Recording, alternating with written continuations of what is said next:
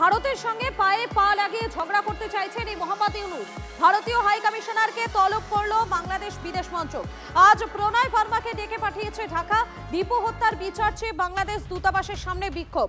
দূতাবাসের নিরাপত্তা সুনিশ্চিত করতে তলব বলে ঢাকার দাবি। আরো একবার জানাই আপনাদেরকে, ভারতের পায়ে পা লাগিয়ে ঝগড়া করতে চাইছেন ইউনূস। ভারতীয় হাই কমিশনারকে তলব করল বাংলাদেশ বিদেশ মন্ত্রক। আজ প্রণয় ভার্মাকে ডেকে পাঠিয়েছে ঢাকা। দীপু হত্যার বিচার চেয়ে বাংলাদেশ দূতাবাসের সামনে বিক্ষোভ। দূতাবাসের নিরাপত্তা সুনিশ্চিত করতে তলব বলেই ঢাকার দাবি। এখন আবার হাই কমিশনারকে ডেকে পাঠাচ্ছে। ছুত হচ্ছে যে বাংলাদেশ হাই কমিশন অফিসগুলোর সামনে নাকি সাংঘাতিক বিক্ষোভ হচ্ছে। সেরকম কিছু বিক্ষোভ আমরা দেখতে পাচ্ছি না। ভারতীয় সংবাদ মাধ্যমেও আমরা জানতে পারিনি সেরকম বিরাট কিছু বিক্ষোভের ব্যাপার। কিন্তু এটাকে অজুহাত করে হাই কমিশনারকে ডেকে পাঠানো মানে ভারতকে একটা বার্তা দেওয়ার চেষ্টা হচ্ছে যে আমি কিন্তু সমানে সমানে টক্কর দেব, আমি কিন্তু সমানে সমানে খেলবো।